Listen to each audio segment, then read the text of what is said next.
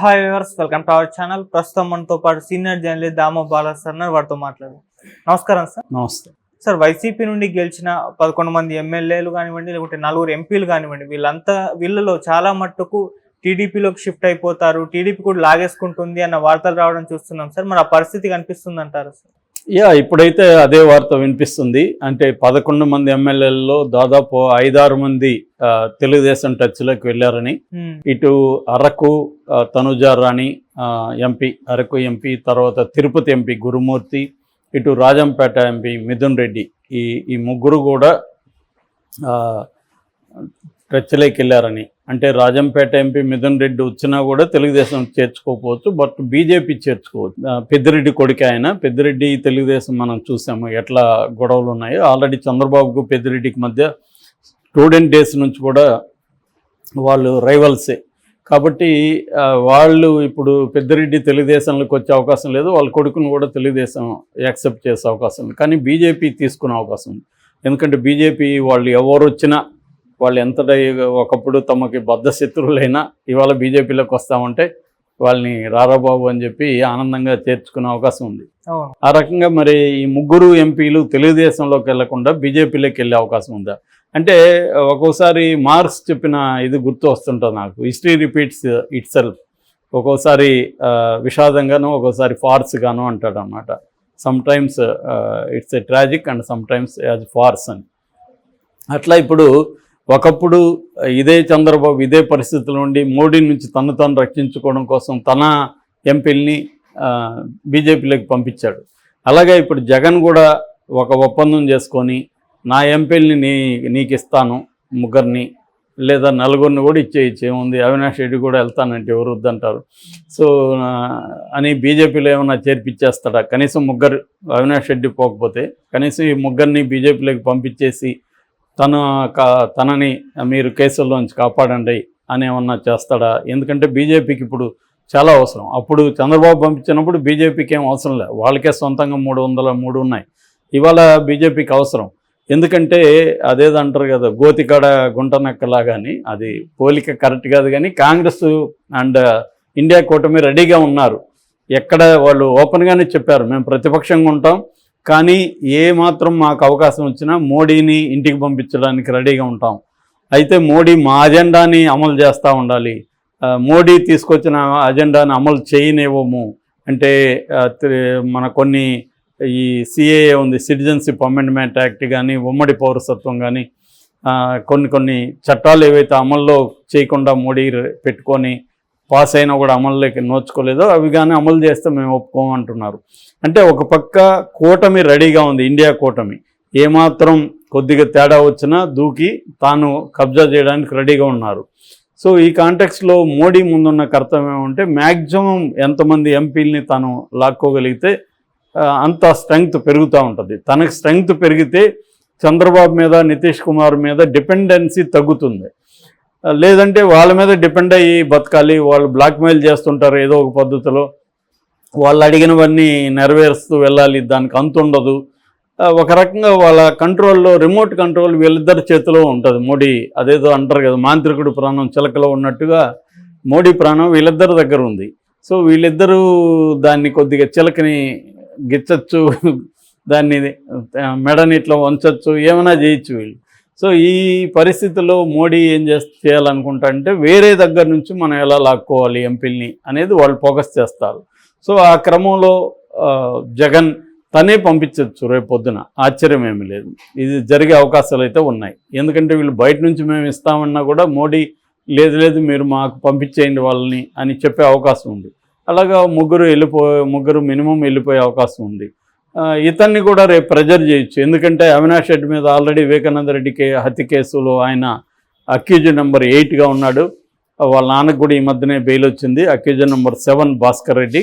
So ఇప్పుడు అవినాష్ రెడ్డిని కానీ ప్రెజర్ చేస్తే, ఇప్పుడు వాళ్ళు అనుకుంటే అవినాష్ రెడ్డిని కూడా జైలుకి పంపించవచ్చుగా, ఏముంది. సో అవినాష్ రెడ్డి బెయిల్ రద్దు పిటిషన్ ఆల్రెడీ ఉంది. మళ్ళీ ఇంకొకసారి ఏదో ఒక కేసు పెట్టి అవినాష్ రెడ్డి ఇలా బెదిరిస్తున్నాడు కాబట్టి అవినాష్ రెడ్డిని జైలుకి పంపండి, సాక్షులను బెదిరిస్తున్నారు అని సిబిఐ గట్టిగా కానీ సిబిఐ కోర్టులో ఆర్గ్యూ చేస్తే సిబిఐ కోర్టు అతన్ని బెయిల్ రద్దు చేసి లోపలికి పెట్టారనుకో, అది కూడా పోతుంది. అందుకని అవినాష్ రెడ్డి కూడా ఏమన్నా అటు వెళ్ళిపోయే అవకాశం ఉందా బీజేపీలోకి? ఏదేమైనా తను గెలిచిన పేరుకే కానీ జీరో అనుకోవచ్చు మనం.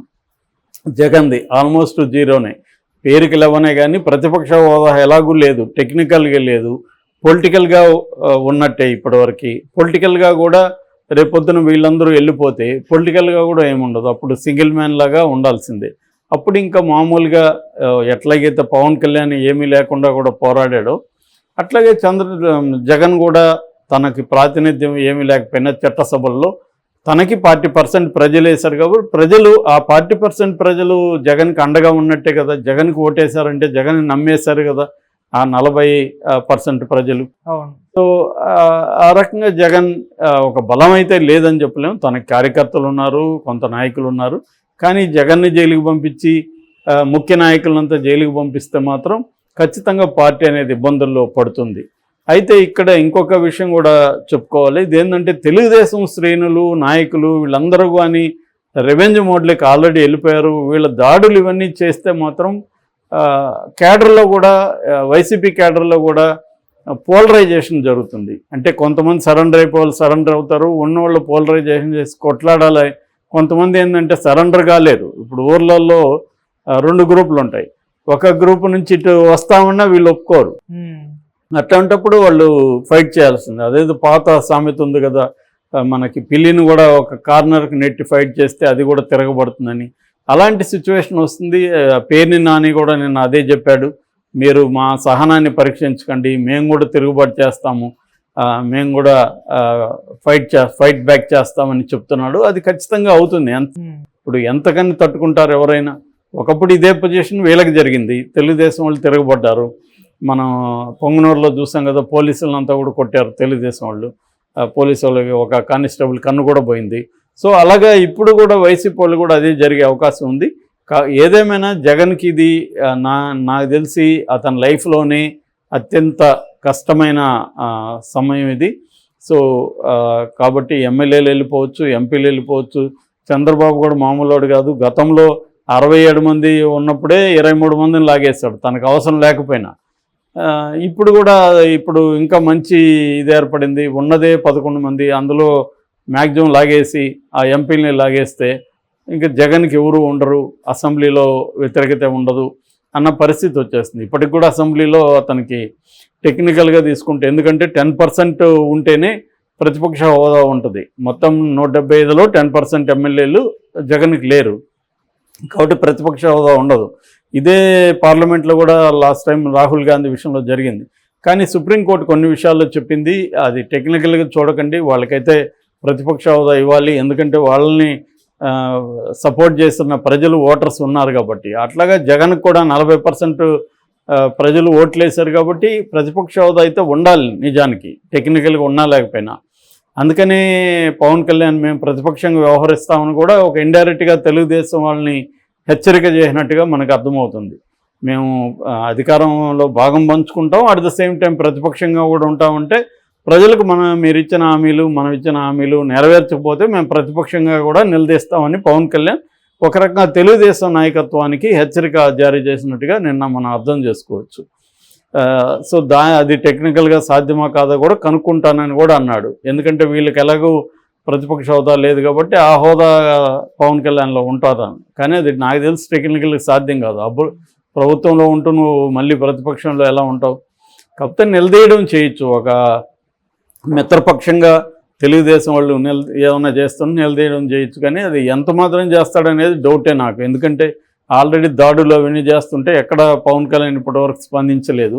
దాడులు ఆపండి, శాంతిగా ఉండండి, మనం ప్రజలకు మేలు చేసే దాని మీద ఫోకస్ చేద్దామని ఎక్కడ పిలిపివ్వలేదు, ఉపన్యాసంలో అన్నాడు అంతే. సో ఆ రకంగా జగన్ మీదన ఇప్పుడు చాలా అది పెద్ద టెస్ట్ అని చెప్పాలి. జగన్కి చాలా తీవ్రమైన పరీక్ష. ఆయనే అన్నాడు, నేను నమ్ముకున్న ప్రజలు ఎవరు నాతో ఎందుకు లేరు, వాళ్ళ ఓట్లు ఏమయ్యాయి, వీళ్ళ ఓట్లు ఏమయ్యాయని బాధపడ్డాడు. సో ఇప్పుడు ఇంక దేవుణ్ణి కూడా నమ్ముకుంటే కుదరదు, తన స్వశక్తి మీద నమ్ముకోవాలి, తన మనుషులని కాపాడుకోవాలి, తన కార్యకర్తల్ని కాపాడుకోవాలి. దానికి సంబంధించి జగన్ కూడా సిద్ధమవుతున్నట్టే కనబడింది. నిన్ననే ఆయన రెడీ అయ్యారు, ఆల్రెడీ సమావేశాలు పెట్టారు, గవర్నర్ని కలిశారు, ఒక పక్క సుప్రీంకోర్టు చీఫ్ జస్టిస్కి లెటర్లు రాశారు చంద్రచూడ్కి. సో ఇవన్నీ వాళ్ళు కూడా అన్ని మెథడ్స్లో, అన్ని లీగల్ మెథడ్స్లో సిద్ధమవుతున్నారు ఫైట్ చేయడానికి. తప్పదు, ఇంకా ఫైట్ చేయాల్సిందే. ఎందుకంటే తెలుగుదేశం కేడర్ కూడా రగిలిపోతూ ఉంటారు. నాయకుల్ని చంద్రబాబు జైల్లో పెట్టాడు, అనేక విషయాల్లో తమని ఇబ్బంది పెట్టాడని వీళ్ళు రగిలిపోతుంటారు. పైగా వాళ్ళకి గవర్నమెంట్ వాళ్ళ చేతిలో ఉంది. దీన్ని జగన్ని ఎలా ఎదుర్కొని నిలబడతాడా లేకపోతే ఫేడ్ అవుట్ అయిపోతాడా అనేది మనం చూడాలి. Okay sir, thank you so much sir.